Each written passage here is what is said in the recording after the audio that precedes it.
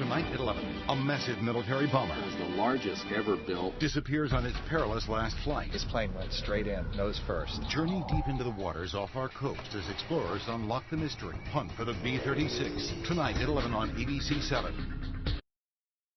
For decades, it's been a mystery. One of the largest military planes ever built crashed nose first off the Southern California coast in the early days of the Cold War. That U.S. Air Force B-36 sank to the ocean floor, never to be seen again until now.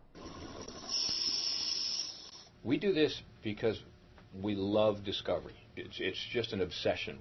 Captain Ray Arntz and his team spent years searching for this. The B-36 bomber went down in August of 1952 with a crew of 8 on board. Well, it was the largest combat operational bomber ever built and ever to fly in the world. The B-36 has been stripped down in Operation Featherweight. Stripped down, but still massive. 10 engines, a wingspan of 230 feet, the ability to haul 84,000 pounds of bombs.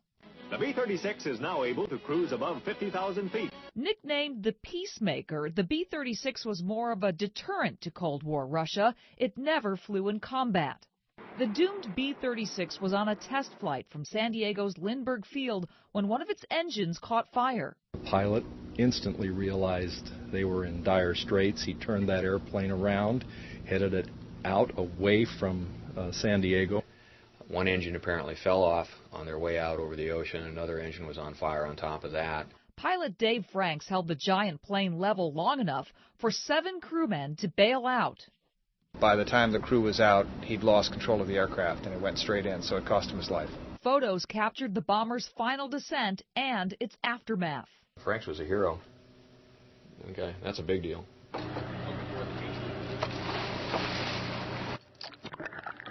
ready to do it? I'm ready, buddy. Let's do it, buddy. Kendall Rain and John Walker head into the deep. Right now, we think we're swimming along the length of the fuselage.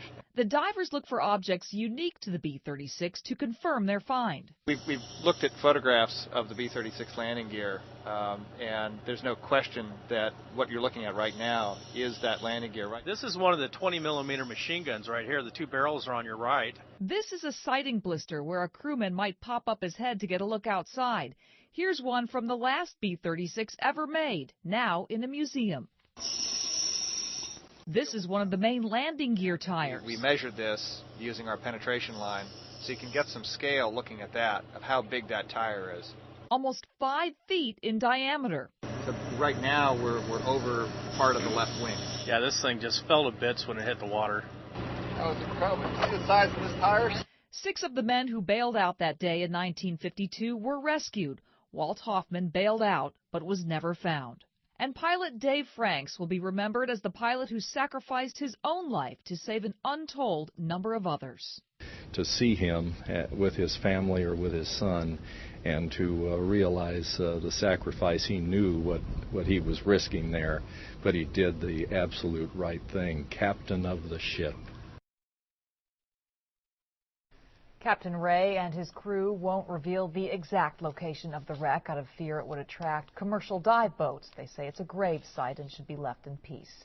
For more background on the wreck and other searches underway, you can log on to our website at abc7.com and click on the See It on TV link.